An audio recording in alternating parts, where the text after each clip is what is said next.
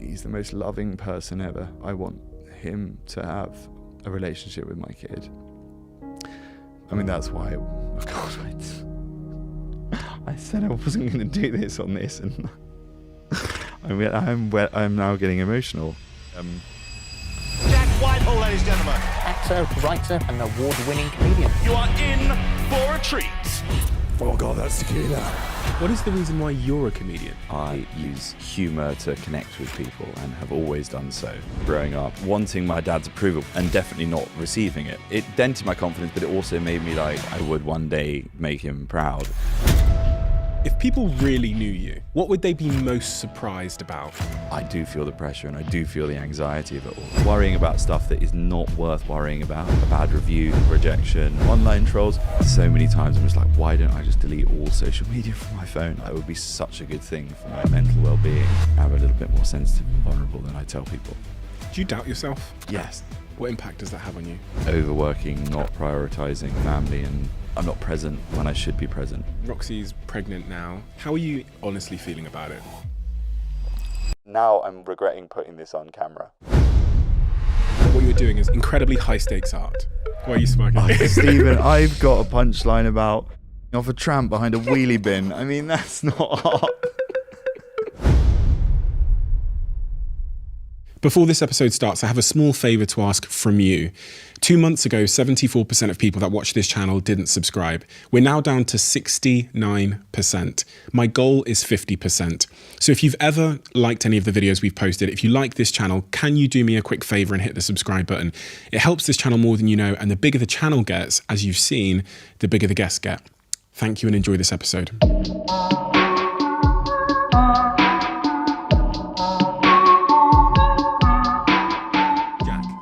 I've sat here with so many incredible comedians, and it's funny because there's an ongoing stereotype with comedians that they get into comedy for a variety of different reasons. A lot of comedians have said to me, you know, comedians themselves are depressed in some way. Then I had Jimmy Carr say to me, when you meet a comedian, you should ask him which of their parents are depressed. And then I sat here with one particular comedian who really didn't fit into any of those stereotypes at all. What is the reason why you're a comedian, in your own words? I think in the most reductive way, it's because I use humour to connect with people and have always done so. And so I think I've always enjoyed making people laugh. And that's felt to me like a great way to connect with people, whether that be in real life or my audience when I'm up on stage.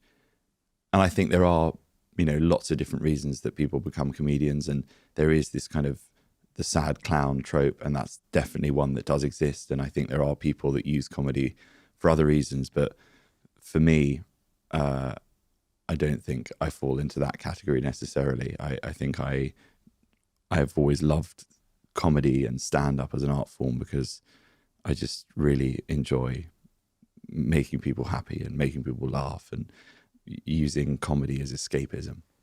As escapism? Yeah. From? Well, from, you know, it can be from whatever. Like if you've had a bad day at work and you come and see a stand-up on stage and they make you laugh, bring you out of a dark place, or if you're, you know, on your phone and watching the news and depressed about the world, and then you can go and forget about all of that.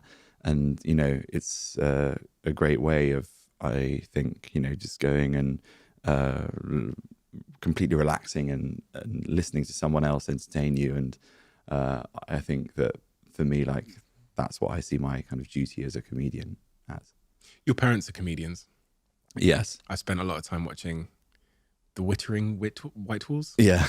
On YouTube. Your father in particular is absolutely fucking hilarious. Yeah. Do you think your sort of comedic edge came from there, or because you have siblings, right? Yeah. Who aren't comedians? They're not comedians. I mean, they're both pretty funny people, and there was a lot of laughter in our household when we were growing up. And I definitely think my dad in particular was my kind of most, you know, dominant early comic influence, because again, I would watch how he used humor and how making people laugh was this way that he had to kind of unlock people, and he was an amazing raconteur and told these incredible stories, and I watched how people would hang on his every word, and I remember being really in awe of that and thinking, oh, I'd love to not only amuse him when I'm able to do so, but also, you know, emulate him and try to be you know, someone that people enjoy the company of and the presence of because of my kind of like wit, I guess. And so, yeah, he was definitely like, for me, the person that influenced me the most when I was thinking, oh yeah, that's definitely something that I would be interested in pursuing. When was that point where you thought I could pursue comedy professionally as a real job? I don't know. I think it probably wasn't until the Edinburgh Festival, when I went to the Edinburgh Festival in my teens and saw stand-up comics. I mean, prior to that, like most of my knowledge of comedy had been stuff that I'd seen on TV and movies and Laurel and Hardy and Norman Wisdom, and that felt like, you know, hilarious but kind of very alien in a way. And then going up to Edinburgh and seeing like stand-ups performing and people that were maybe slightly closer to me in age and were talking about things that I could relate to, and all of a sudden I was like, wow, this is like genuinely a viable career path. Had I known that they were probably all up there performing for a month at Edinburgh and hemorrhaging money and not filling out the venues every night, it's like a really, really difficult career path for the vast majority of comedians. But like, I was kind of young and doughy-eyed and just saw, you know, the incredible aspect of it, which is, you know, the other thing that appeals to me about comedy, which is that it's a way of doing something that isn't a real job and isn't sat in an office doing something that to me would be kind of mind-crushingly boring. It's a creative pursuit, which I think I would always have been gravitating towards. Was there not a lot of influences in your life telling you that comedy is not a real job? Like, I remember... Yeah, definitely a lot. Who are those influences and what were they saying and why didn't you listen? Well, so at school, I was always talking about trying to do stuff off my own bat and do sketches, and taking a show to Edinburgh was my idea, and the school were very anti that at the time, and the drama teacher thought it was a waste of time. My parents were very, very keen that I didn't necessarily pursue a career in the like arts, I think, because my dad was an agent and he'd looked after loads of really successful actors, but he'd also looked after a load of actors that had been out of work and had really struggled. And my mum had had a career as an actor that hadn't necessarily given her the fulfillment that I think she'd wanted it to. And, you know, she'd had some sort of bit parts on television and then had to give it up. And so they were very aware that, you know, that it was a very, very competitive industry. And so they were very keen that I make sure that I focus on my studies and have something to fall back on if I were to not make it in, you know, the arts. I mean, it was a little ill thought through because the other passions that I had were things like art. And so I ended up going to university to study history of art, which I didn't necessarily think is, you know, of industries to fall back on. Like art history is not the most transferable skill. And then also by pushing me away from, you know, going to drama school or becoming an actor, which would have been the other thing that I would have wanted to do at that age, I was so frustrated that I wasn't able to do that I went and I did the degree. And then I was like, well, I need to perform in some way. Oh my God, I could do stand up and they'll have no control over that. So then I started doing stand up as my side hustle. And, you know, they pushed me into comedy, which again is like a really, really competitive industry. And, you know, if they'd wanted me to become a lawyer or a banker, which they always claim that they did, they went about it completely the wrong way. In hindsight's such a wonderful thing. What do you think if you could reverse the clocks now and you could be Jack's parents and you could make the decision for Jack at that age, that really pivotal age, what he did next with the intention of accelerating his career, his happiness, his talent, what should and what would you do as Jack's parents in hindsight? Oof, I don't know. Push him towards drama school? No. I think they did probably play it right. It's the weird thing. In a roundabout way, it all sort of worked out okay. And I don't I don't begrudge them for any of those decisions. And they were, which people are always surprised to hear. I was like, they're not surprised to hear it now because people have seen my relationship with my family, and we have I call it a travel log, but some people have pointed out it is also almost like a reality television show. We're like the posh Kardashians. And so people have been exposed to my family and can see that, we have an unusual relationship, but we are very close.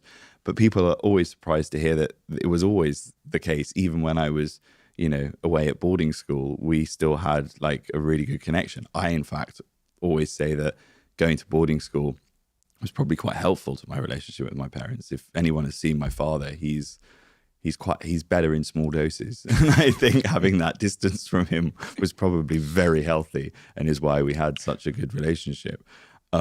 So yeah, there's a lot of things where at the time I was like, oh God, why are you doing this? And I mean, when they sent me to boarding school, I was so upset. I was like, I do not want to go. I'm happy with my friends. I want to stay in London with them at this school. And I was really struggling at that school, and I wasn't coming out of my shell, and I hadn't found, any of my kind of passions or interests, and there was no one cultivating any of them.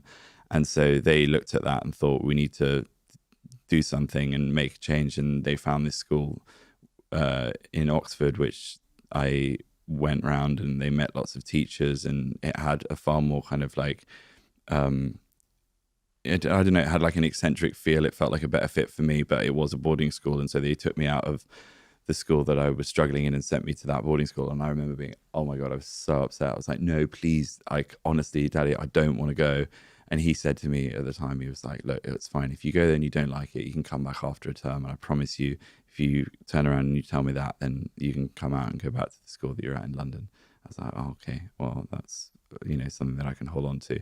And I remember that really helped get through the first term away. And then I asked him subsequently, many years later, I was like, when you said that, it really helped. She's like, I had no intention of doing that. Even if you had been very upset, you were there for the year. I'd got you in. It had been very hard to get you in there, and you were staying whether you liked it or not. And I don't know whether that's him sort of slightly being a nuisance, but there may have been some truth to it. Didn't you, around that, like 11 or something, audition to be Harry Potter? Yeah. That's crazy. Yeah. I did a bit of child acting. Again, just because I was sort of adjacent to that world, and I saw, my dad in that industry, and my mum was still acting back then. I was so enamored of it. So as a kid, I did want to do it, and, I had a few sort of quite low level acting jobs as a child with like single lines in TV shows. I got dubbed in one because I couldn't deliver the line properly. I had one line, which was, it's not a monster, it's a rabbit. And the day just developed a speech impediment. So, it's not a monster, it's a rabbit. And when it actually went out, they redubbed me. So it was another child's voice coming out of my mouth. Oh. So I'd had that job. And then I'd had one other job where I had no lines. I had another job that I got. And I swear this is true, but I can't remember exactly how it happened, but I got like demoted. I got cast in a part which was like quite a good speaking role.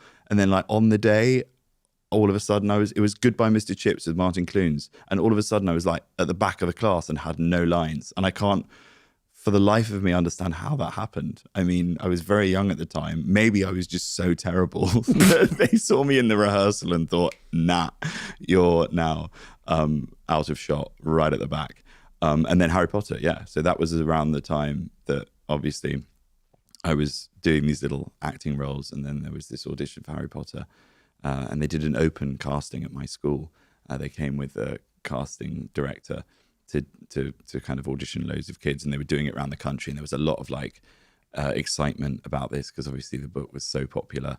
And I remember calling my dad and saying they're doing this open casting, and I'm gonna enter myself into it. And he was like, oh no, that's a complete waste of time. I was like, what do you mean? He's like, well, they never cast anyone at these open castings. It'll be some casting director's assistant. It's a complete waste of time. If you genuinely want to audition for Harry Potter, I will get you in front of the casting director.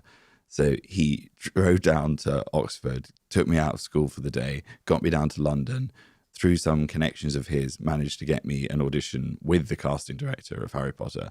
I went into the casting room and completely tanked the audition because I was not a very good actor as a child, as is proven by the track record up until that point. I also hadn't read the book because I've just never been a great reader, and I'd read like the first couple of chapters and then got bored, and I didn't have any knowledge of the plot of Harry Potter, and that was exposed in the audition as well.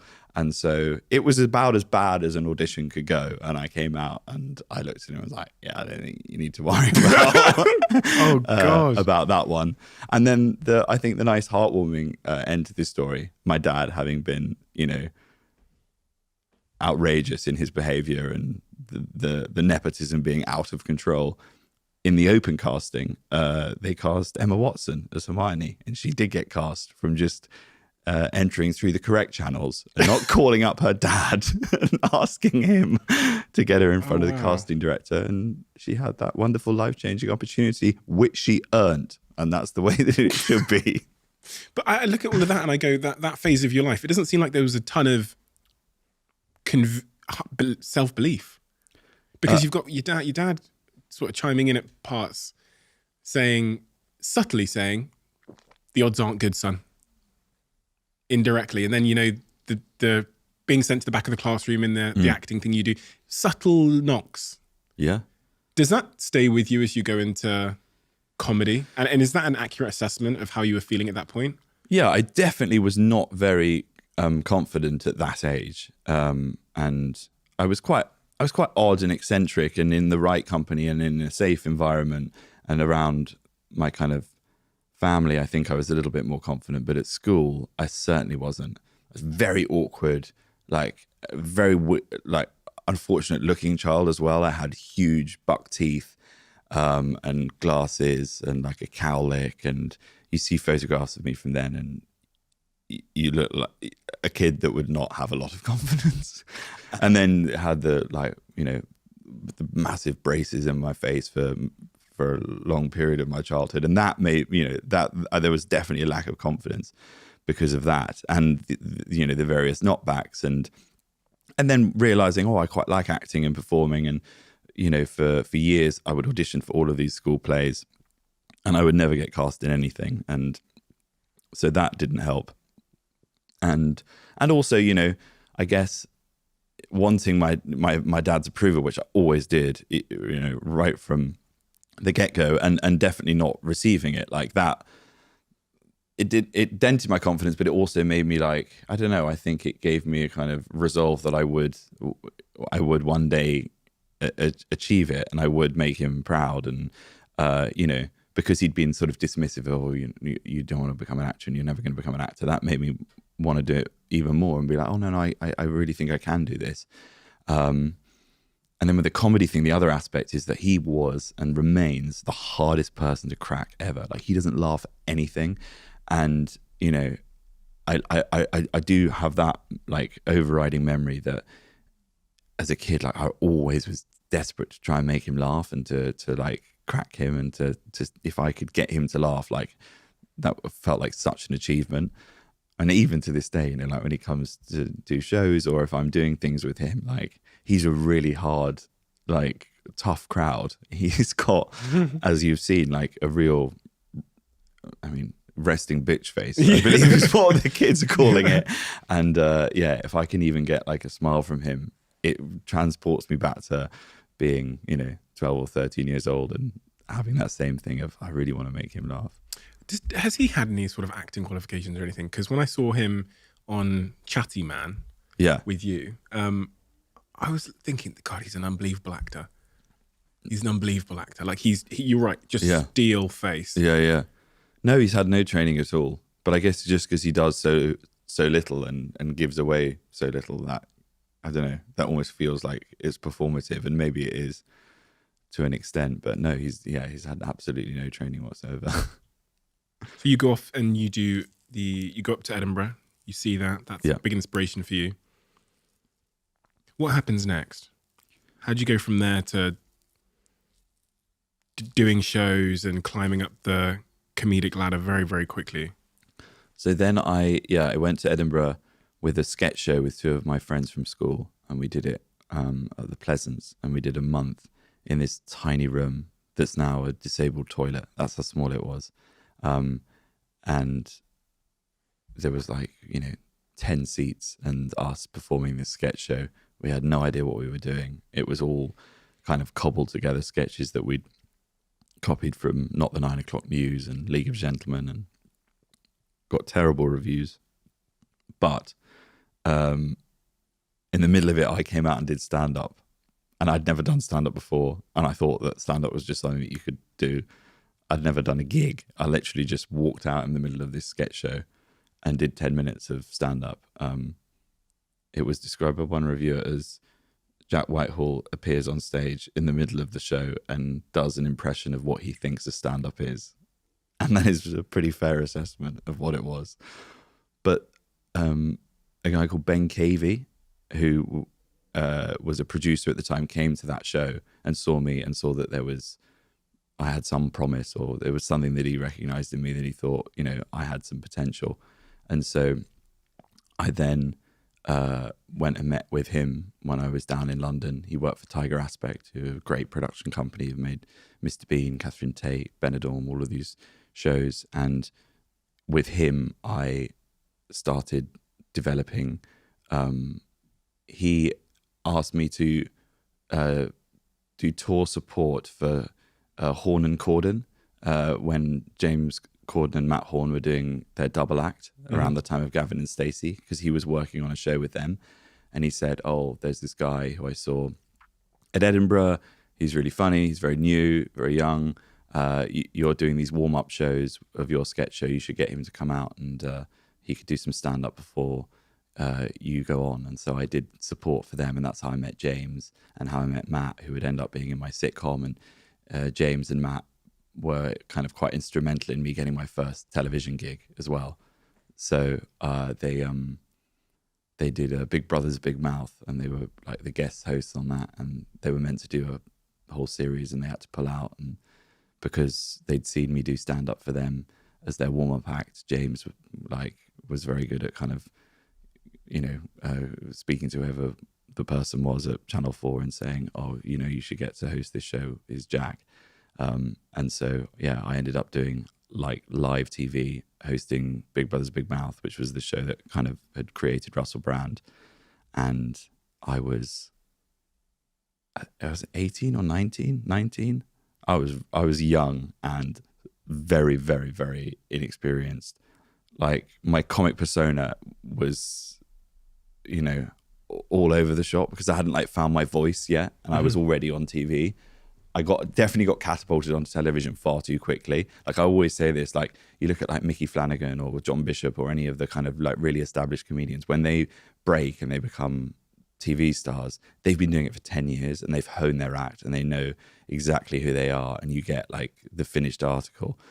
When I was put on TV, I was still basically an open mic comedian almost. I mean, I'd done paid gigs, but I was still going on and talking in a Mockney accent because I hadn't worked out what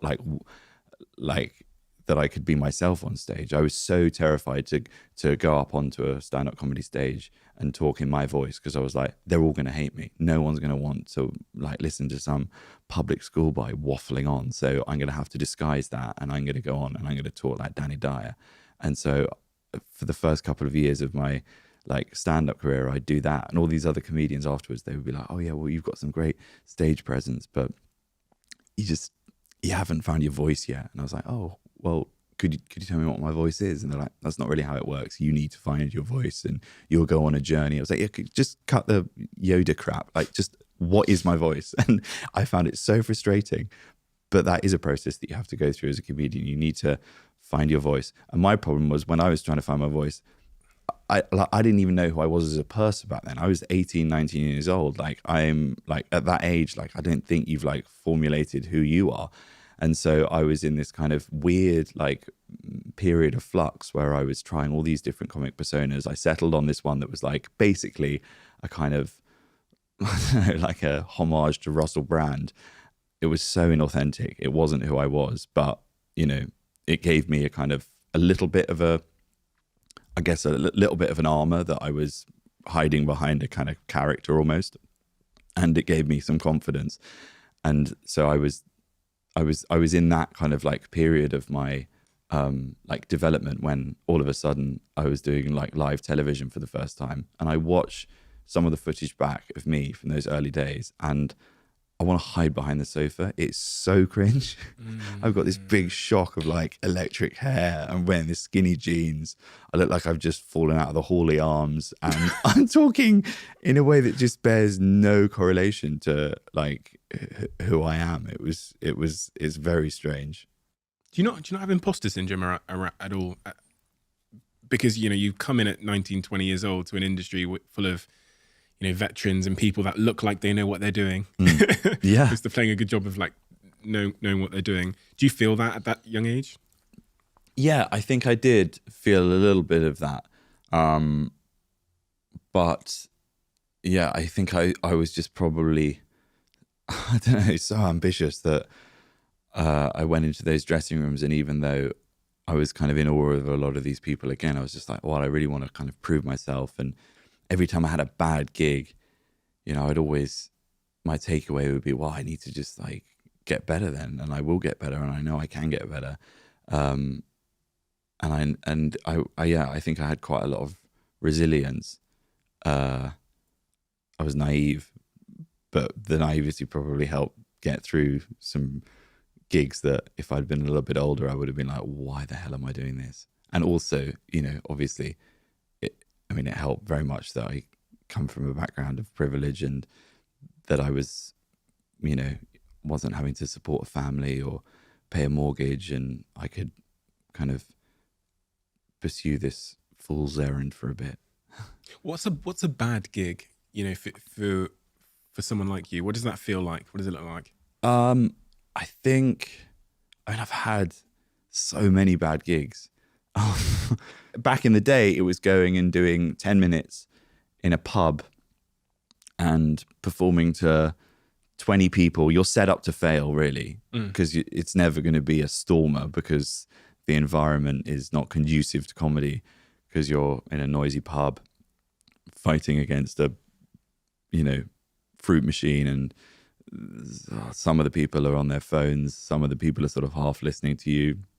There's like a tinny microphone, terrible sound system, and you're going on like 10th on the bill, and everyone's a bit drunk, and you're never going to kill that gig. And then you will go out and you do 10 minutes of your material, and it like barely raises a titter, and then you've got to get on a train and go back to London and be in your own thoughts for 2 hours. Like, that's pretty soul crushing.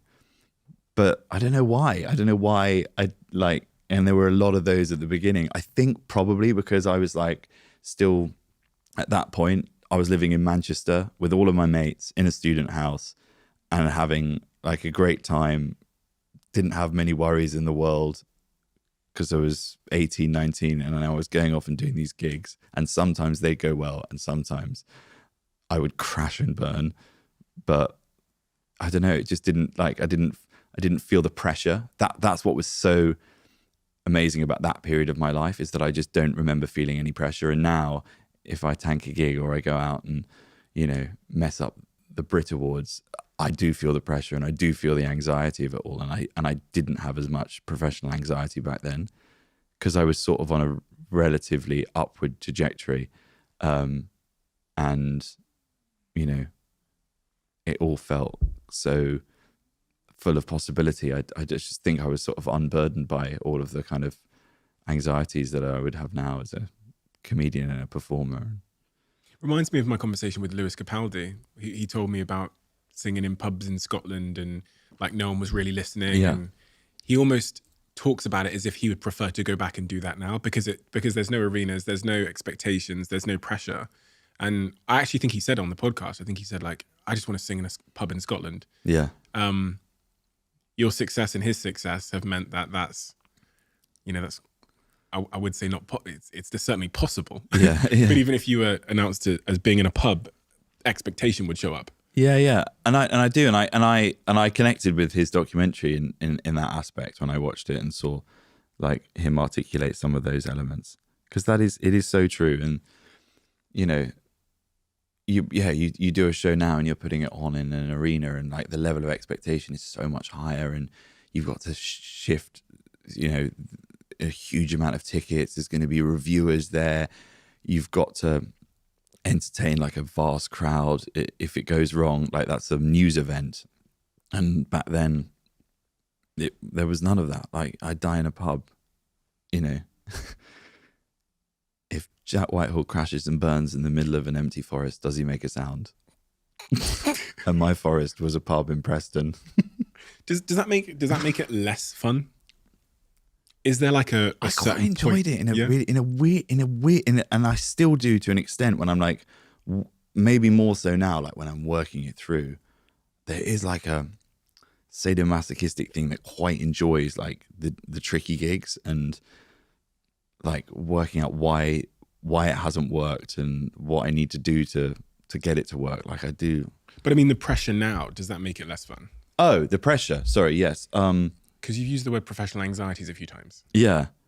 I mean, that element of it does, for sure. And I don't remember feeling that when I was in my kind of early 20s. But all of a sudden, they sort of creep up on you, and you're in your own thoughts a lot more, and constantly like I don't know, just thinking about like. I just, for me, it's like worry that it will all go away. Like that's always like the kind of the greatest fear is that it's just going to stop, and I've loved doing it. But yeah, there are lots of other added pressures that weren't existent when I started doing it, and I look back on it and do kind of like miss that headspace. A lot of people can relate to that fear of worrying that it'll all go away. Even, you know, people that have climbed the corporate ladder, they've gotten to a certain position. And I've seen it a lot of the times with some of my friends and even in some of my companies where people will say to me that they're just trying to kind of hang on to where they are. Yeah. And when you have that mindset, it seems like it can be quite unenjoyable because there's that constant sort of, as you describe, anxiety. But also, I'm not sure if everyone does their best work when they're kind of hanging on, because there's not the sort of mental freedom to fully express or to relax or take time off. So I'm not sure if we do our best work. Is that what you're saying? You feel like you have a constant worry that everything you've built might someday change? And I guess the more important question is, do you know where that's come from in you? That idea that it could just. No, I mean, I don't know. I don't know where it comes from, but and I don't know. And I don't, and it's not like a cancel culture thing of me going, oh, look, I'm worried I'm going to say something, and then all of a sudden, like, I'm going to get cancelled, and then I'm never going to be able to do shows again. It doesn't. It's not even like linked to that. Although obviously there is like a small chance that could happen. I don't necessarily feel like I push the boundaries in such a way that feels likely, but. Yeah, I don't know how I've allowed that to sort of creep up on me, and I think the key to not allowing that to consume you is to sort of just try to refocus your mind on like what's important, and you know, ultimately, some of the things that are, you know, the concerns that like build up as professional anxieties ultimately aren't as important, as long as you're doing, like, ultimately, as long as I'm still doing stand-up and still doing what I love and still getting to, you know, act and perform, it doesn't necessarily matter, you know, how I'm doing that. I'm doing what I love, and that should be enough. And then also just like refocusing my energies on like my work-life balance and focusing on what's important, my relationship, family. Those are the things that make me happy, and as long as those are working, then I think I will feel fulfilled. And so I think it's how I like frame that in my head. Even from doing this, because I'm not a journalist, or in fact, I didn't go to podcast school or whatever. Yeah. I still sit here and go, how the fuck is this still a thing? Like how are people still listening to this? We admit it. I mean, Jack did productions beforehand, but Jack, you've never done anything like this before, have you? I've never done anything like this before. So it's all a little bit what the fuck is going on? Yeah. Just keep going, and hopefully nobody notices us. Yeah. Do you know what I mean? That's like almost the feeling, because you almost assume that all of your competitors or the other people that are doing it in your space, they have some certificate Yeah. that is like given them the right Yeah. and a rule book that we're not privy to. Yeah. Can you relate to any of that? That feeling that like, Yeah. I mean, there is, and there is no kind of like playbook for it, is there, like with a career and with, with all of it. So I like the worst thing you can do is start like comparing yourself to other people and like thinking about that too much as well. And I mean, so many times I'm just like, why don't I just delete all social media from my phone? I think that would be such a good thing for my like mental well-being. I just haven't quite brought myself to do it yet, but maybe that's something that I should try. But it's just the worrying about stuff that is not worth worrying about. It's like, I wish I want to get better at that. I really want to like work at that. what impact does that have on you? That I'm not present when I should be present. I think that's where I feel it is most frustrating in my life, is when I'm worrying about fucking nonsense that doesn't need to be consuming me, and I'm not present with friends and family and people that I need to like give more of myself to. What's an example of something that might consume you, like a little troll online or like a review or? I mean, that can take me out for a couple of days. Like rejection, professional rejection, not getting a part in something, a bad review, things like that. And then for a couple of days, I'll sort of be spinning out, and then, I'll catch myself doing it and be like, oh, what am I doing? I don't need to do that. I have more sensitivity, I think, than I sort of let on. I've always sort of billed myself as being quite resilient and thick-skinned, which I am to a degree, but I think there are things and elements where I am a little bit more sensitive and vulnerable than I tell people. You and me both.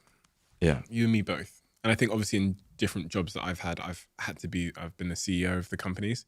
So you kind of learn to put up everything's fine. Yeah. Cool. But you can be behind the scenes, like spinning out a little bit for a couple of days based on something. When you say spinning out, what does that, if I'm Roxy, Yeah.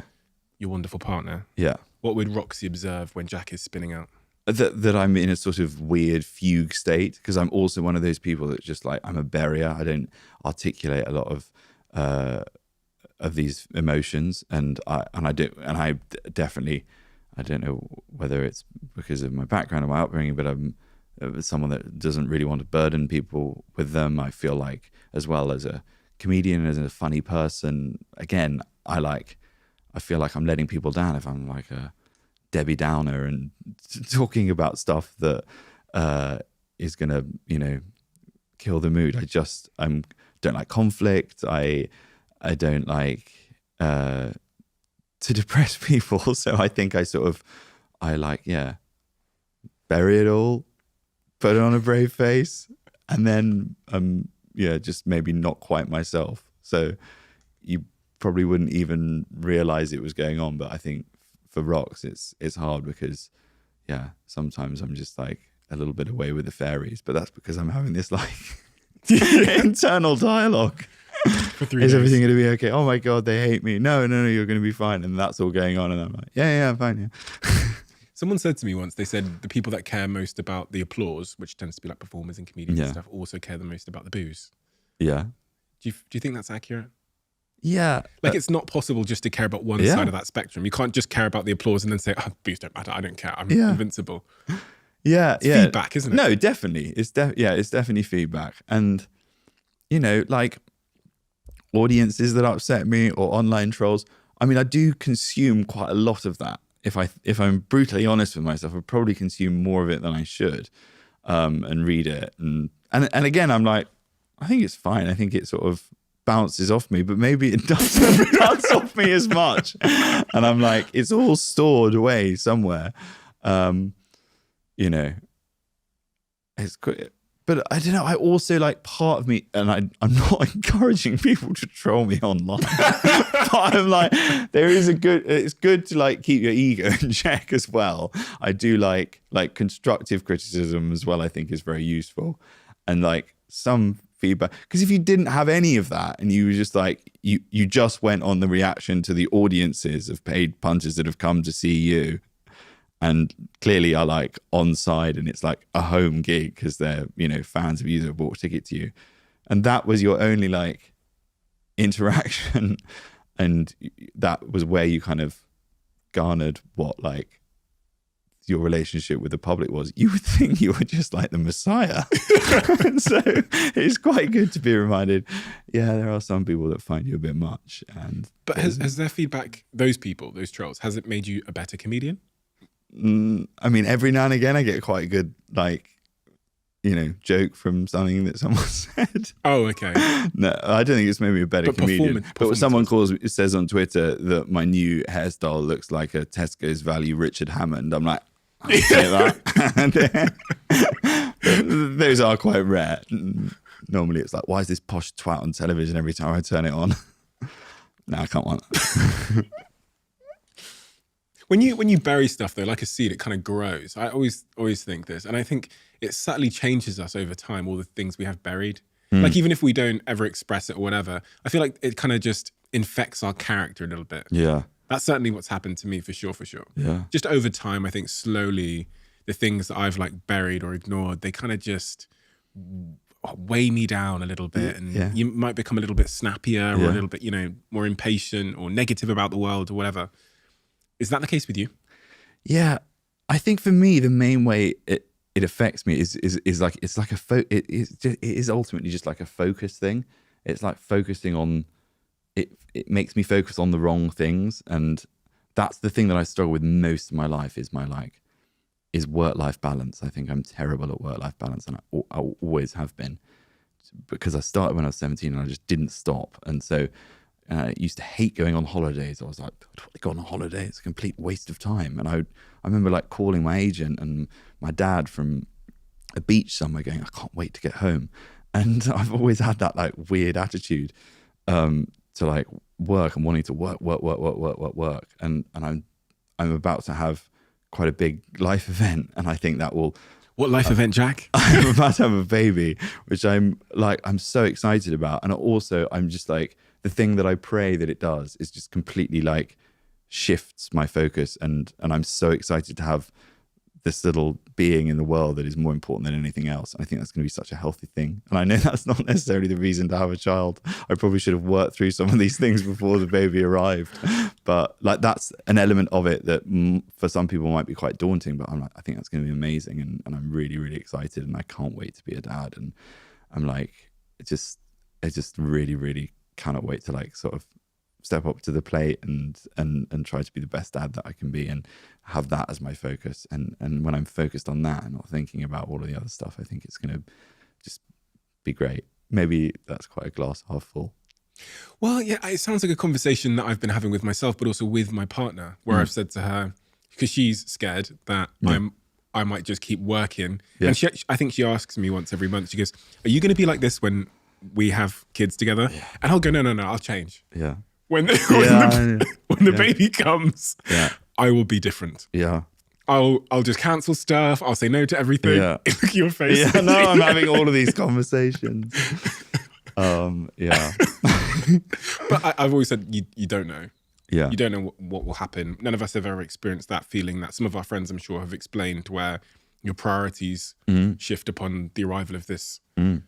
Arsenal, baby. Well, you know, baby Arsenal work. Do you think, I've asked a few people this, because when I meet someone that describes themselves as being a bit of a workaholic, I wonder whether they are driven or whether they are being dragged. Which resonates more with you? Do you think you're driven or do you think you're being dragged? I think I'm driven. I'm driven. I think it would be quite helpful to be dragged back a bit sometimes. I definitely think it would be good. Because I have this weird career where I act and I write and I do stand-up as well. It's very easy to fill my entire diary all the time. And if I look at a couple of months, I'm like, I'm not doing anything there. You know, I was meant to be filming a movie then and it's been delayed now and I've got 2 months. I was like, well, I need to do stand-up and I'm going to write a script. And going to produce as well, and I have a production company, so I'm constantly developing things, and I just like, and that all comes from me. That's not people going, oh Jack, we've got this gap, can we do this now? It's me going, we can do this now, and we can fill this now, and we can develop that, and I can write this, and I cram so much stuff into, you know, my schedule, and I think again, like, you know, professionally it might be better to take a beat sometimes and prioritize like taking some time off as well and having a little bit of headspace. I mean, the pandemic was weirdly a time when we were forced to do that, and I found it very helpful creatively to not be working all the time. And this stand-up tour, I've had longer to prepare for it than I've ever had, and I've had way more kind of headspace and space to like live my life a bit, which is so important when you're creating and you're writing, especially when you're trying to, you know, write personal material. You need to live your life. You can't be working all the time, because then all of your experiences are going to be professional ones. No one wants to go and watch a stand-up comedian tell a load of jokes about what it's like being on set, and like anecdotes about like script reads and whatever. Like, that's not interesting comedy material for anyone. And fame as well, I don't think is necessarily always the best kind of, you know, source of relatable stand-up. So I think it's really important as a comedian to have that time to go and like live your life and build up some experiences and find inspiration as it naturally occurs, rather than trying to force it. And on a personal level, that conversation about work-life balance and giving yourself some time and not just cramming everything into the calendar. What are the consequences of you not being balanced as it relates to your personal life? That I think, I seem to sort of, that's the perennial mistake that I make, is overworking, not prioritizing friends and family, and then having to sort of make up for it. And I don't want to always be making up for it. And I think I'm quite good at making up for it. And, you know, I then put a lot of pressure on myself. Oh, I've got to like see all of these people and make sure that I cram in a load of social situations and sneak in a little holiday there, and I wish I didn't have that approach, because then everything feels rushed, and I'd prefer it not to feel as rushed. I'd prefer to, just but look, it's all going to be fine when the baby comes. It's all going to change like that. How are you feeling overnight? How are you honestly feeling about you know, Roxy's sort of 5 months pregnant now? How are you honestly feeling about becoming a dad? I'm feeling excited. It's hard. It's a weird one, because like sometimes it feels very real, and then sometimes it's just a sort of abstract concept, an idea, and it feels very, very surreal. And it sort of flits between both of those things on almost like a daily basis. And sometimes I feel quite overwhelmed thinking about it. Other times I'm like barely engaged with it at all, because I'm so distracted with other things. And so it's a really weird emotional place to be in right now, like this sort of run up to having a kid. And I've spoken to lots of friends that have been in this period as well, and a lot of them have said that that's quite normal as well. That, you know, again, there's sort of no right way to be feeling at any one time. And that, you know, and you're thinking about her and looking after her. She's had some like health issues as well, and so we've had a bit of a journey to get here. And so it's quite a scary period as well. Like I'm just really looking forward to the moment when the baby is born, and then. I mean, I say that like then, and then you can relax. No, it's then stressful for the next like 18 years. And so it doesn't stop then. Again, like maybe I've just framed it in quite a positive way. But yeah, I don't know. I'm excited about being a dad, because I never thought that I would get to it this early either. I honestly, because my dad was, you know, nearly 50 when he had me. He really, he was 50. My maths is right. 50. Yeah, he was nearly 50, and so I was like, well, I'll be an old dad. I'll live my best life, and then when I get to 50, then I'll just pop out a couple of kids. Be great. And always thought that was the case. And then ultimately started looking at friends and seeing how happy they were, and my sister with her niece and my niece, not her niece, my sister and my niece, and thinking, oh, you know what, maybe I do want that, and then like began to really like yearn for it. And I was lucky that I met Roxy, who's just the right person and my person, and we felt like we were both ready. And so yeah, I think people will be surprised when they find out that a lot of people were, with friends and family, when I told them, I think, because they just didn't think that I was necessarily ready for it, which again, like in my weird mentality, just makes me go, oh, I'm going to prove you. I'm going to show you, I'm going to be the best dad ever. So is there a fear? Because I think, if I'm being completely honest with myself, and I don't think I've said this before, when I think about the prospect of having a child, which is again something that I really want to do, and I see myself as having 4 kids, and I also see myself as hopefully being a really attentive, present father. There is a little bit of a thing in my head that goes, you don't have any time as it is, Steve. yeah, So something's gonna have to give, and it's gonna be your career in some respect. Like there's gonna be some element of reduction in your career, and maybe that's okay. But if I think about it practically, I'm already using all 24 hours in the day. yeah, So where's it gonna come from? yeah. That's definitely a thought that crosses my mind, and being realistic about it as well, and it's not something that you can like just like you're not going to want to like just schedule it in, or I can do a little bit of family time here, and then I'll go and do some tour dates in Australia, or like I think it's that's going to need to be like a significant moment of like change, because I'm not going to want to work in the same way that I've worked. That's why this last year has felt a little bit like, I don't know, like in my head I am definitely like mentally prepared for that. I was like, the baby is coming in September. It's going to be a bit of a sprint there. I'm going to do a tour, and then I don't want to be having a tour sort of like hanging over me. I wanted to do it now, and weirdly, a lot of the comedians that I'm friends with, I was like, yes, I'm doing a tour and then having a baby in September. I was like, you're going to regret putting that tour in then. You're going to, because then when the baby's like 2, that's when you notice a lot of comedians start getting out on tour because they want to get out the house. If you look at all of them, they do. I won't have that excuse. The tour will be done. And then you'll be at home for 2 years. Changing nappies. You excited about that? Yes, I am. And I actually know. I'm genuinely happy. I'm very excited to do that, and to like roll up my sleeves and get involved and be a hands-on dad. I'm regretting putting this on camera, because she's going to have that clipped up. You remember when you said this to Stephen?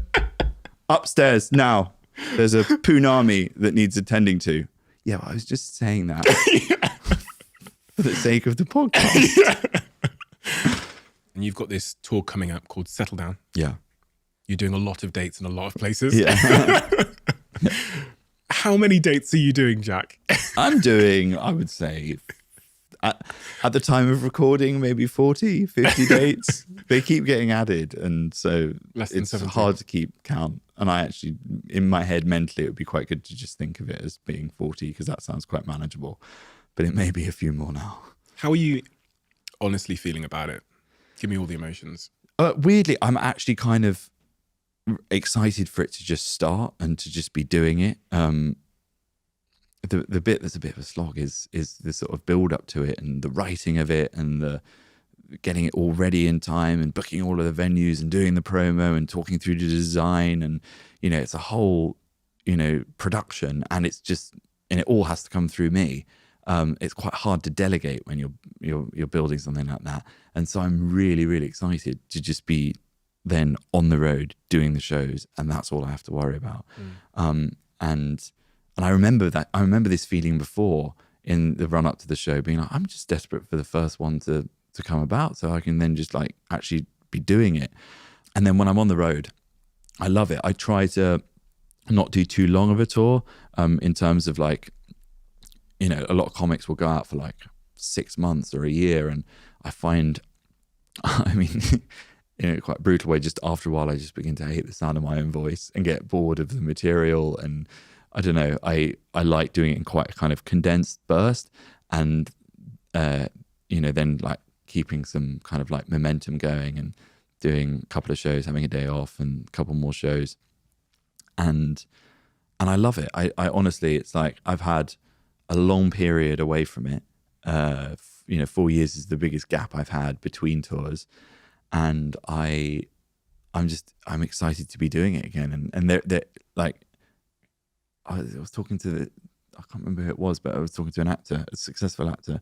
This is about the appeal of stand-up and how you never really get that moment, no matter how big of a movie you make. Like, you might go to a premiere and it gets a great reaction, and that's amazing, and you have good reviews and it does great at the box office or whatever. But like that thrill of the live experience, I think it's why so many actors want to be musicians and end up in bands and whatnot, so they can have that like experience. And like that thing of like going out in front of a huge crowd and like having that live experience and connection with them is like the best thing in the world, and it's so hard to replicate that anywhere else. What's influenced this show in terms of the jokes, in terms of the humor, in terms of your style? What are the key influences or the differences from previous tours? Well, I called it Settle Down because it is sort of about this period of my life where I am settling down, becoming a little bit more of an adult. A lot of my comedy before and my previous tours, it's all about being the sort of man-child, and that's kind of like, I guess, you know, on stage I'm this sort of foppish man baby and telling stories of drunken hijinks and putting my foot in it and generally just being a bit of a sort of clown. And this show has an element of that and an element of me being self-aware enough to be like, this is definitely the last show where I can be telling those stories, and maybe this is the last moment of my life where I can lean into that. And you know, that was the sort of feckless misadventure that was my 20s, and now I've entered into my 30s. I've got a mortgage and a girlfriend and a dog and a baby on the way, and I am now, you know, going to be forced to settle down whether I like it or not. And so it's about this like this transitional moment of my life, and you know, talking about the anxieties and the fears of that, and like, oh my god, have I got everything out of my system? And you know, I don't know. So it's a lot about that. Have I got everything out of my system? Well, I just don't want to, and I'm not having a pop at him, but like maybe I haven't, and then but I don't know. I was gonna say I'll be like, you know, a great dad until the kid's 18, and then I'll be in my 50s. So I could I'll go, like, if I haven't got it all out of my system, maybe that's what happens. The kid turns 18 and I'll go from like Gary Lineker to Wayne Lineker like that, and I'll have this other period when I'm in my 50s and 60s and I'm going out and clubbing in Ibiza. Oh no. As you'll know if you've listened to the last few episodes of this podcast, we're now sponsored by the incredible Whoop. And if you're anything like me and juggling a fair few things every day, Whoop could be a real game changer in your life. When I was a young entrepreneur, I liked to, I think, talk a little bit too much about how many hours that I worked, how many emails I'd sent, and all of those kinds of things. But I didn't have a second thought on how all of that work and that workaholism was impacting my stress levels, my productivity, my sleep, my overall health, which is why I think the new stress monitoring feature on my Whoop is so important. Whoop is this small device on my wrist that I wear during the podcast. It's a wearable health and fitness coach and helps you to sleep better, to train harder, live healthier, and now manage your stress. One of the ways that it does this is with scientifically backed breathing exercises developed with leading neuroscientist Dr. Andrew Huberman. If you're someone who's struggling to manage and overcome stress, I'd highly recommend you check out Whoop. It's been a genuine game changer for me. Go to join.whoop.com/CEO to get a 3 months Whoop membership on me and let me know how you get on. You know, the problem with protein powders is they tend to taste a bit, it feels like hard work to consume them. And then when I got Huel's protein powder, which by the way is 20 grams of protein and just 105 calories, and I tried it for the first time, there was this kind of mental confusion that it tastes as good as a milkshake I might buy in the corner shop, but it's nutritionally complete and has 20 grams of protein in it. And my favorite of all the flavors, I've got the chocolate fudge brownie flavor in front of me, is the salted caramel flavor with a little bit of ice in it. It is a dream. And I'm training at the moment. I'm doing cardiovascular training ahead of Soccer Aid. So having protein in my diet, especially when I'm incredibly busy, is a must-have for me. If you're looking for a good protein powder, I highly recommend you try this. Recommended it to my friend Sam, and she's now obsessed with it. And I think if you try it, you'll find out why. People see you on stage, and I always find this really interesting about comedians, because I watch these comedians. I've watched you for many, many years of my life. Jimmy Carr, Russell Howard, etc. And then when I meet these people, they surprise me. Obviously, because they're not, in Jimmy Carr's case, telling like filthy one-liners when they got here. Although when Jimmy Carr did arrive, the team texted me and said, Jimmy Carr's just walked in and cracked a joke about riding someone's mum downstairs. So I thought, oh God, here we go. But then when he came up here, a completely different person. Very thoughtful person. Incredibly thoughtful person. What do you think people would be, if people really knew you, if people really knew the Jack that Roxy, your partner, knows, what would they be most surprised about you versus their image of you from TV? Yeah, this is something I think about a lot. That kind of disparity between the comedian that you see on stage and the comedian that is there in real life. And I think I'm relatively close to the person that you see on television or the person that you watch on stage. Obviously, that's like a heightened version of myself. And I think the reality is the thing that people will find most surprising is that sometimes I'm quite a quiet person. I'm quite introspective. I can be a little bit shy in some social situations. I think people would be surprised at that. But then I'm also so conscious of like, oh, I don't want that to ever come across as me being rude or aloof. And yeah, I get a little bit of kind of social anxiety as well. I think I definitely drink as like a crutch because I find it so much easier in certain situations that are overwhelming to have a drink, and I find I maybe lean on that a little bit too much. So I think all of those aspects aren't necessarily things that you would look at me and think, oh, he's going to have all of that going on. But I'm aware of it. So I always feel like I don't want to be a disappointment in real life as well to people, especially, you know, fans or whatever. If I meet people and they have an expectation of me, I always feel the need to kind of, you know, not let them down. I think that's why I've always said it's like so much easier if you're Jack D or even my dad. It's like his persona is sort of grumpy, deadpan. That's very easy to maintain in real life. Yeah. Mine is this is like over enthusiastic, clown. And I'm like, oh, that's quite a lot to maintain all of the time. And especially if you're having a bad day or you're tired or, you know, you to have that spark in your day-to-day life can be quite tiring. When you look back on what got you to where you are now, you're at the top table in your game.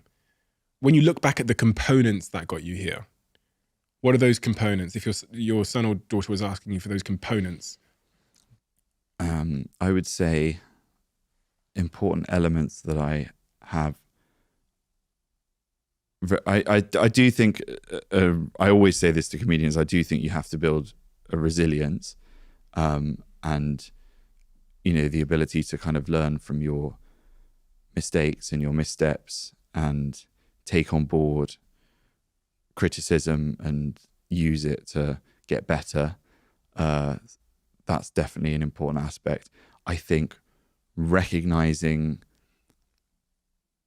people that could be good collaborators, could be helpful. I've been very lucky that I've had a lot of really, really great people around me. That guy I mentioned, Ben Cavey, I've worked with him for nearly 15 years. My writing partner, Freddie, I've had some really good agents. My dad, who's been amazing and has always kind of helped advise me, and finding those kind of people that you can sort of work with and put around you, and people as well that will challenge you, and people that will call you out if needs be.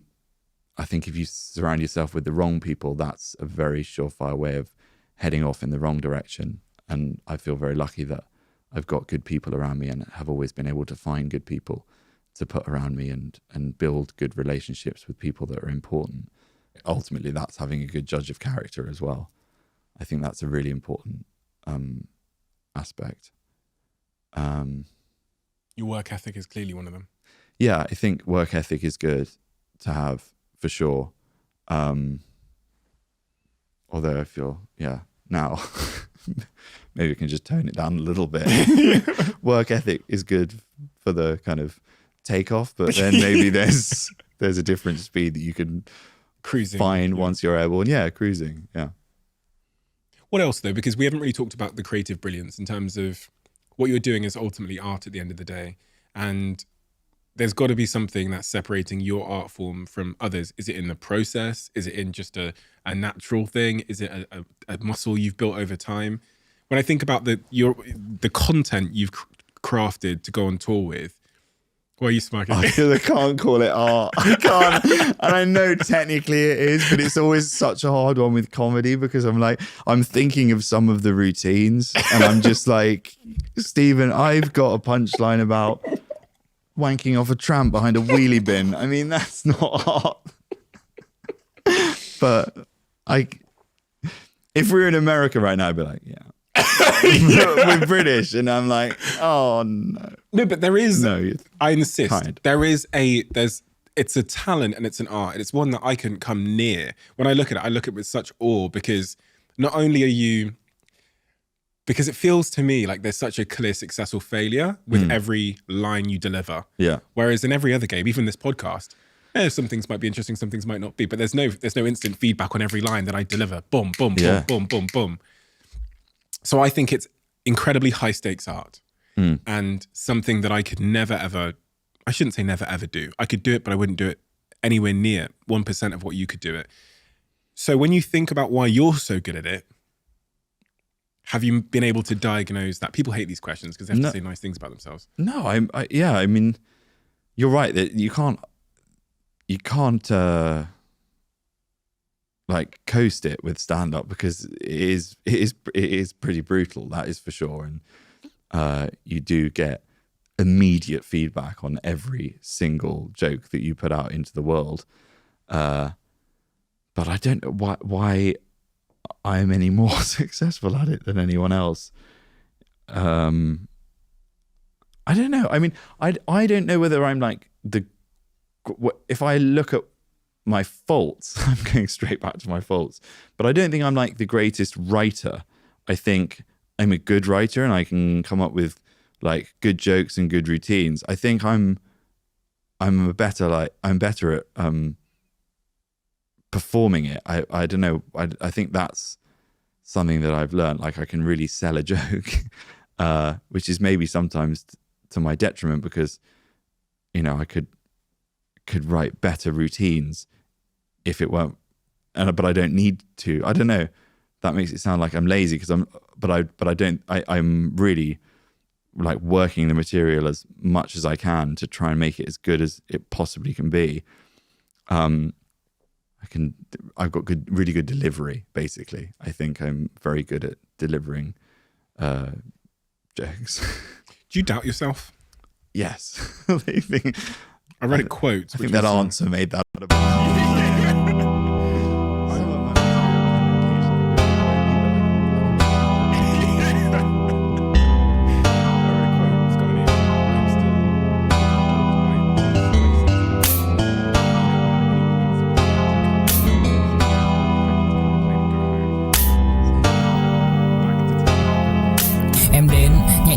em đi qua cái khảng lãng mạn như thi ca, khiến anh chẳng nhớ được gì cả, chỉ chút vội vã anh ghi. Và anh không biết được là đôi mình còn gần bên nhau bao lâu nữa. Nhiều lúc anh nghĩ hay thôi mình có lẽ là đừng yêu nhau nữa, vì cãi vã nhiều quá anh mệt lắm, chia tay nhiều quá anh mệt lắm, tất cả ở em đều mệt lắm. Nhưng rồi thời gian cũng hết năm, em thì vẫn ở đó, vẫn nắm chặt tay, vẫn kể môi sát môi. Anh thì vẫn như vậy, vẫn nghệ sĩ nghèo chỉ có lời hát thôi. Em à, người ta mất nhau trong 2 tuần và ta xa nhau cũng 2 lần. Anh không có phải thằng khờ, cũng biết trái tim đâu đó đã phai dần. Phải cần một sự liều lĩnh để thấy mình còn luyến thương nữa không. Mình sống với nhau như vợ chồng, những tình thế này thì chưa giống. Bài nhạc anh viết vẫn chưa xong, liệu rằng ngày đó có. And if there's that constant, I don't know. I wish again. Why could someone tell me? No, that's not how it works. It's like the voice thing again. I'm like, please, could you just say what's the answer? But I always find I do this as well. By the way, in any kind of like deep dive interview, and you're a wonderful interviewer because you are able to like get your interviewees to open up more than they normally would, and I feel like I have done that today. But whenever I do that, and it normally happens in print, and it's why I stopped doing print interviews. I don't really do any print interviews because I'd read them back and I was like, oh my God, I sound so depressing. It's just like self-flagellation for 3 pages. And I just feel like I read it back and I'm like, is that a reflection of who I am as a person? Because I don't think I'm as depressing as I sometimes come across when I'm talking about myself. I don't know why, but when I don't know why that is the case. well, yeah, in print interviews, I mean, the reason I try and avoid print interviews as much as I can as well is because you get a really narrow perspective, and what I love about podcasting, you're a podcaster as well, is you get it all.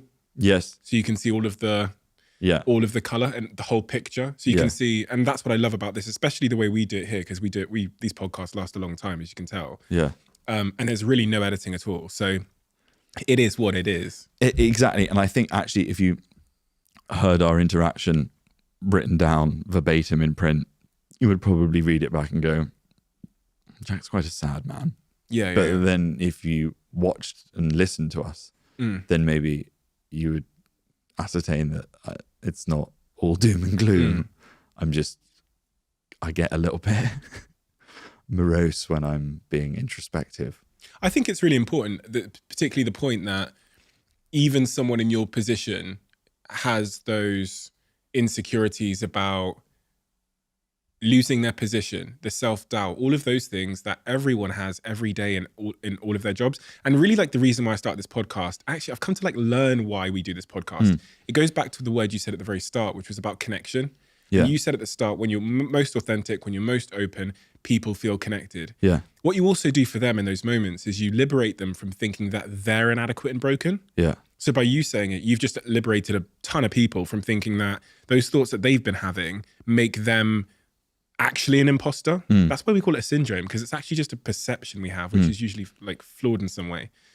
As it relates to acting, though, you got a movie coming up, Robots? Yeah, that's coming out this summer, which was a movie. Yeah, we shot that a couple of years ago. Actually, been waiting a while for it to go through the editorial process, which is another element that I find so frustrating with films, is that you film it and then it takes years for it to come out, and you've forgotten you've even done it. But yeah.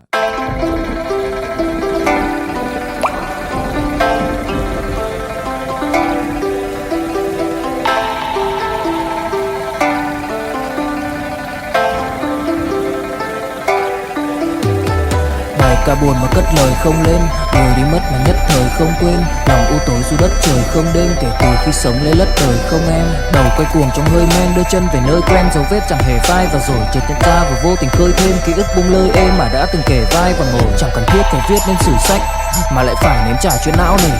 Chẳng thể biết thời tiết đẹp như tranh, thực ra là đằng xa có một cơn bão về. Chẳng cần mơ hay chờ đến vạn kiếp để ta được cạn tiếp cho hết tiền giao bôi. Rồi chẳng thể nỡ để vỡ một nhân duyên, nên ta chỉ khấn nguyện trọn đời này chung lối thôi. Những kẻ si mê tới điên thường mơ tưởng tới thiên đường, yêu đương được tô điểm nhưng hận tạo hóa tuyệt nhiên có ai đành bên em thành anh đài tình ta như hồ điệp vẫn mãi giữ riêng đây về giây phút khắc sâu. Chẳng yêu em mà từng chút mắc câu sầu cuốn hút khuất sau vẻ nét bút chắc đau hạnh phúc đâu cần chỉ cho phút bắt đầu. Nhớ đến cái lúc còn gió sương vơi đầy, nhớ hình bóng người nào đó vương nơi này. Trong vài khoảnh khắc mong có được đôi tay ấy cố lau đi bờ mi khi nào thường hơi cay. Xa một người và bước qua cuộc đời không phải xa đi vĩnh viễn mà chúng ta chỉ tạm chịu Me afterwards and say nice things and watch me on TV, and then if it's something good, they'll text me, and you know that means a lot still. You still trying to impress him? Yeah, I think so. Because when I do something that he doesn't think is good enough, which you know does happen from time to time, he will let me know. He's very honest, and he's one of the few people that will like really cut through everything and just like be very honest with me. I mean, the other thing that we haven't sort of touched upon, and again is something that's very present in my mind with all of this, in terms of having a baby, in terms of, you know, trying to achieve as much as I can in my career, is that I want to do all of it with him around. And obviously I know that that's not going to be the case forever. And so I think that, yeah, I mean, that's why, oh God, I said I wasn't going to do this on this, and I'm now getting emotional. I wanted to have a baby because I wanted him to be around to know my child and to spend time with my kid. I've seen how amazing he is with my niece. He's the most loving person ever. And so I want him to have a relationship with my kid. And then, yeah, I want to do all of these things and, you know, have success in my career that I can share with him, and he can see these things and enjoy them. And if the, you know, yeah, I love having him there for all of that. And so, yeah, I do still think a lot about impressing him, and his approval still means a hell of a lot to me. It's such a beautiful thing, you know. It's such a beautiful thing. Yeah. I admire that closeness you have with your father so much. And even when I see you like doing, you know, gigs and stuff together and doing like, you know, you did the Netflix thing with him, it's such a special thing. I feel, and I'm so lucky as well that I've had the opportunity to do it. And, you know, it's never lost on me. The amazing thing about doing that show as well is having people that come up to me and they say, you know, like, I watched it with my dad, and, you know, I have, you know, a really good relationship with my dad, and we watched your show, and then we went away and we did a trip together, and it was one of the, I'm so happy that we did it. And you know, or the flip side of that is, yeah, I have people that, you know, maybe lost a parent and have watched the show and really connected to it because it's reminded them of the relationship that they had with their Khi say anh thường hay nhắc về em, mong khỏa lấp những u tối, khoảnh khắc về đêm nghe lại bài ca ngày xưa cũ. Ta hát về nhau nhớ những giấc mơ ta từng ước, to tát về sau. Và đó là khi mà anh dần lụy là không làm chủ chính mình, thấy không gian trở nên tồi tệ, mọi thứ bao phủ chính mình. Em đâu còn như điều anh mơ, anh cũng tự nhủ chính mình. Nhưng mà thôi em, nào ai giỏi mà đủ tính tình, chẳng thể vươn tới được cành cao dù anh có nhã ý trèo. Trong cơn say mọi thứ cuồng quay, anh trở thành gã chí phèo. Yêu chân thành là không thay lòng dù em có như thị nở. Ý anh là em như cô tấm, nhìn em như thị nở. Đêm vắng nàng ngón tay xám vàng vì đốt cả bao thuốc lá. Căn phòng chung ký xưa nồng ấm, bây giờ sao bút giá. Một thói xấu mà anh đã quen khi em không ở bên lâu. Anh thường ngồi trong một góc tối nhậu suốt cả đêm thâu. Em mang con tim anh đi đâu, khiến anh mù quáng vẫn cố sáng mỗi khi đau. Em mang con tim anh đi đâu, điều gì choáng váng để xứng đáng ướt mi nhau.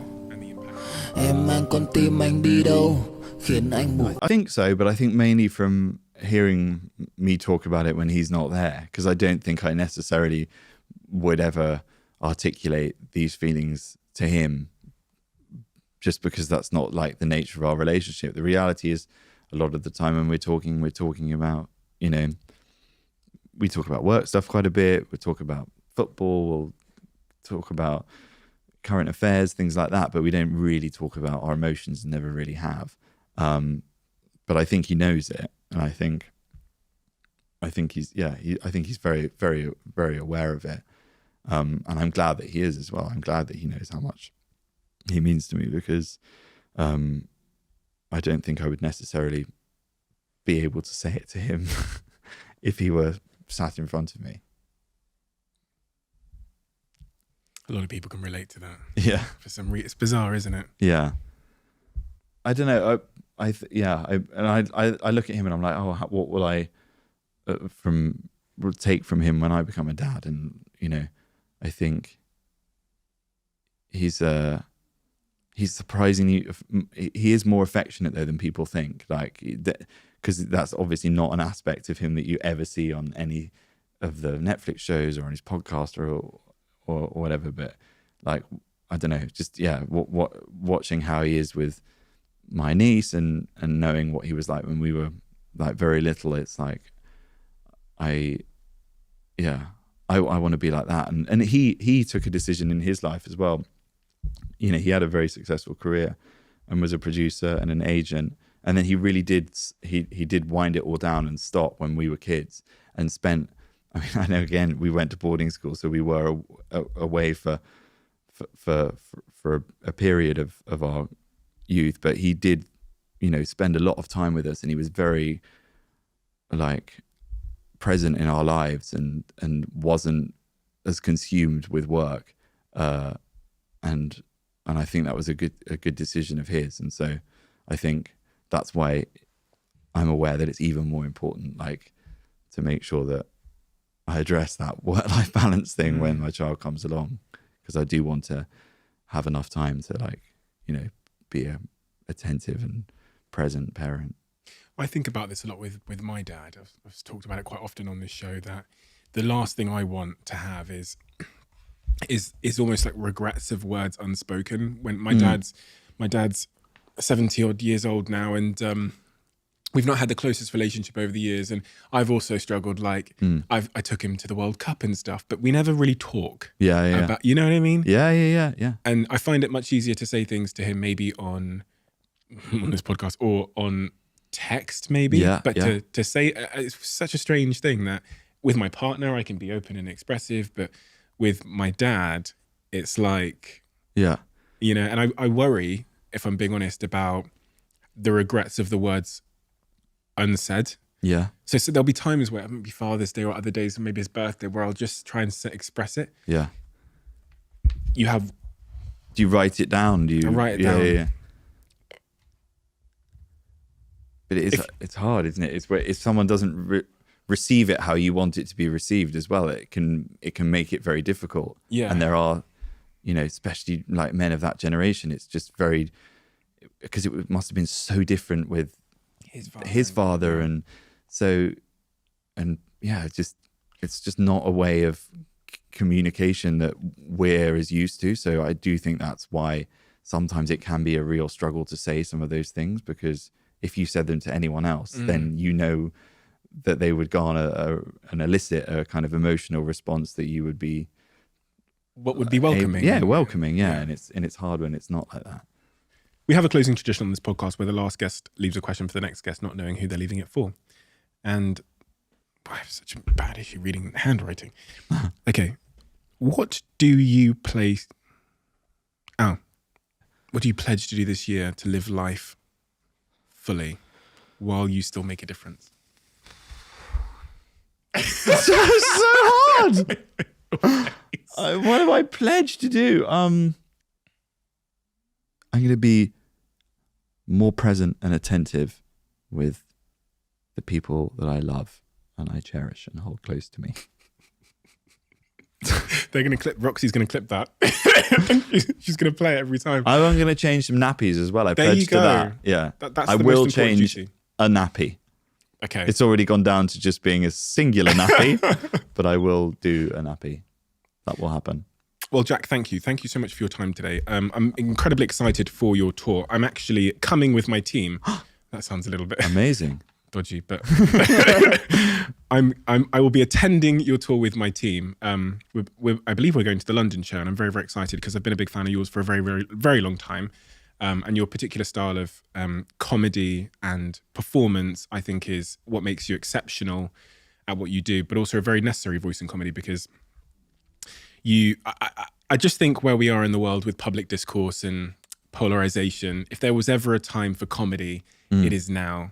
And so it's so lovely that with everything going on with the macroeconomic backdrop and all these things, we have great comedians out there adding a little bit of joy to people's lives. And that's really what you do through your work from my observation. If anybody wants to come to the Settle Down tour, tickets are on sale now on the internet, wherever you get them. He's doing fucking shit tons of dates. So I hope to see some of you at the London show in particular, because I'll be there. But yeah, thank you, Jack. It's an honor. Thank you very much. It was lovely to chat. Yeah, thanks so much for having me on. As you might know, this podcast is now sponsored by the incredible Airbnb. And Airbnb have saved me many, many times whenever I'm working away or on business trips or on holidays. But have you ever thought about whether your home could be an Airbnb when you're away on business or on holiday, or even just a part of your home? Let me explain. Maybe your roommate is moving out and you're thinking about what to do with the extra space. Or maybe you have a spare bedroom that you've never used. You could Airbnb it and make some extra cash for bills or to pay for anything in your life, holidays, or just for some extra money. I've Airbnb'd my place previously, and honestly, the process couldn't have been easier. It's something I'd highly recommend you all to check out. Your extra room, that extra space you have in your house, you might be surprised how much it's worth. I was surprised how much it was worth. And you can find out how much it's worth by going to airbnb.co.uk/host. That's airbnb.co.uk/host. Check it out.